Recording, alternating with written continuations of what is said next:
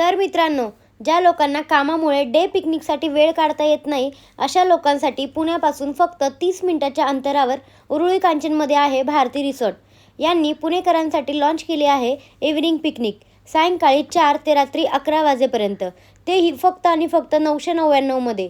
यामध्ये आम्ही 4 वाजता रिसॉर्टला पोहोचलो आणि मस्तपैकी भजी, भेळ, चहा, कॉफीवर ताव मारला आणि डायरेक्ट गेलो रेन डान्स आणि स्विमिंगमध्ये भिजायला. त्यानंतर स्विमिंग करून झालं, कपडे चेंज केले आणि गेलो ॲडव्हेंचर पार्कमध्ये ॲक्टिव्हिटी करायला. तिथे गेल्यावर भारतातील सर्वात मोठे फेरीज व्हील राईड केली.